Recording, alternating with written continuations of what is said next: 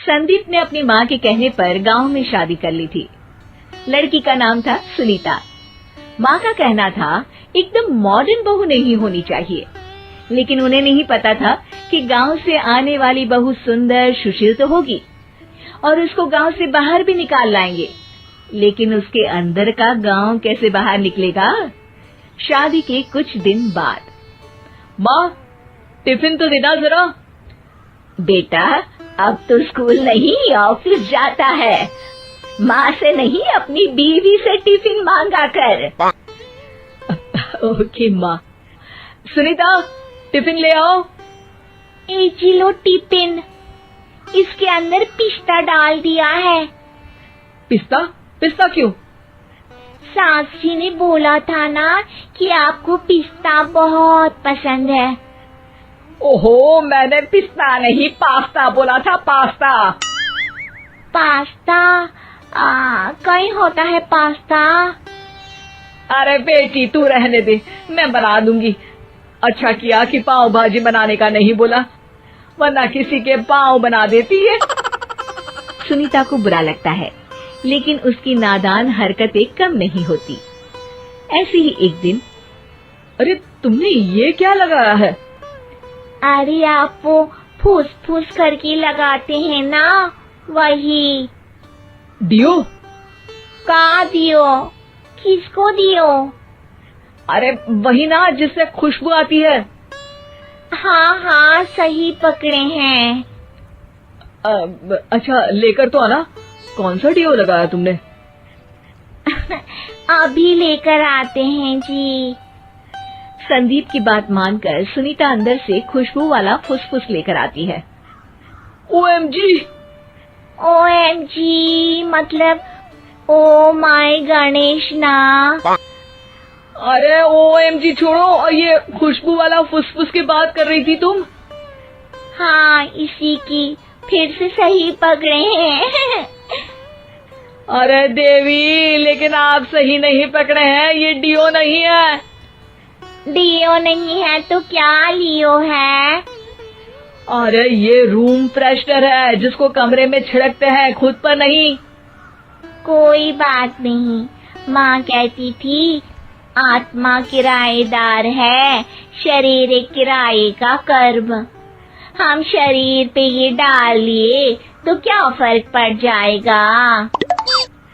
अरे बहू, ओ बहू, मेरे लिए फल तो ले आ, फिर मैं बाजार जाऊंगी। सुनीता अपनी सास के लिए फल लेकर आती है। अरे बेटा, पपीता, तरबूज और सेब फल ऐसे कैसे खा लूं? काट कर तो ले आ। माँ जी, मेरे गांव में तो खेत से उठा के सीधा खा लेते हैं।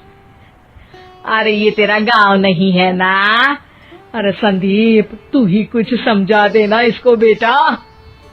मैं कैसे समझाऊं माँ, ये तो माइक्रोवेव को भी भट्टी बोलती है। कल मैंने बोला हाय कैसी हो, तो बोलती है किसी को हाय नहीं लगानी चाहिए। अरे सुनीता, तेरा क्या होगा? अभी तो कैसे बताऊं माँ जी, अभी हम कुछ करेंगे फिर पता चलेगा क्या होगा, लड़का या लड़की।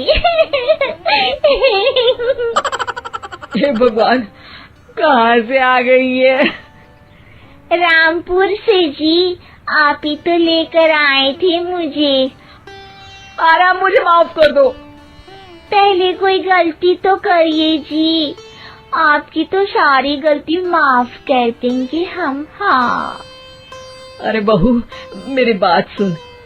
फल यानी कि फ्रूट जब भी लाए ना तो काट कर लाना, ठीक है? जी ठीक है माँ जी, फल यानी फ्रूट यानी काट के लाऊंगी। सुनीता रोज ही कोई ऐसी हरकत कर देती जिसकी वजह से उसे घर में दो बातें सुननी पड़ती। एक दिन, माँ, मेरे बॉस घर पर आने वाले हैं शाम को। उनका बर्थडे है, फैमिली साथ नहीं रहती उनके, तो यही पार्टी कर लेंगे। उनको अच्छा लगा तो शायद मेरा प्रमोशन भी हो जाएगा। मैं ना फ्रूट केक लाकर फ्रिज में रख दूंगी और तेरे साथ आज खाना मैं बनाऊंगी, ताकि जब साहब आए तो खाने में कोई गड़बड़ ना हो। शाम को जब सारी तैयारियां हो जाती है, संदीप के साथ बड़े साहब भी घर आते हैं। आप फ्रूट केक तो ले आना बहू, फिर खाना खाएंगे।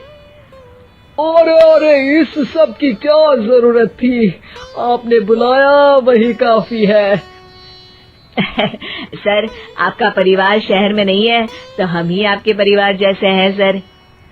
इतने में ही सुनीता फ्रूट केक लेकर आती है और बड़े साहब की टेबल पर रख देती है, और जैसे ही केक के ऊपर का बॉक्स हटाती है, ओह, ये क्या है? केक तो कटा हुआ है, मैं तो ऐसा नहीं लाई थी। आप मुझे शाबाशी दे सकती है माँ जी, मैंने ही केक काट दिया। आपने कहा था ना, फल यानी फ्रूट यानी हमेशा काट के लाना, तो फ्रूट केक भी तो फ्रूट ही है ना, तो मैंने पहले ही काट लिया। हूँ ना मैं समझदार। अरे बहू, ये क्या किया? केक हमेशा वही काटता है जिसका जन्मदिन होता है। तुझे एक बात भी समझ नहीं आती, एक नंबर की बेवकूफ है। पूरा माहौल बिगड़ चुका था। संदीप को लगने लगा था कि साहब उसे प्रमोशन तो दूर की बात है, कहीं डिमोशन ना दे दे, लेकिन साहब बीच में ही बोल पड़ते हैं। अरे कोई बात नहीं, ये इनकी बेवकूफी नहीं है, इनका भोलापन है। बेटा, आप कहाँ से हो? रामपुर गांव से। अरे वाह, गांव से? फिर तो आपके गांव में ताजे फल और सब्जियां मिलते होंगे। हाँ, सही पकड़े हैं। हम तो काटते भी नहीं, सीधा खा लेते हैं। मैं ना एक बार तुम्हारे गांव घूमने जरूर चलूंगा। क्यों संदीप, ले चलोगे ना? मुझे गांव घूमना बहुत पसंद है। बस फिर क्या था, संदीप और सास दोनों खुश हो गए, क्योंकि साहब को सुनीता ने गांव की बात करके खुश कर दिया था। अब संदीप का प्रमोशन पक्का था। शिक्षा, कभी भी किसी भी गलती पर घबराना नहीं चाहिए। हो सकता है कि उस गलती की वजह से आगे बड़ा फायदा हो जाए।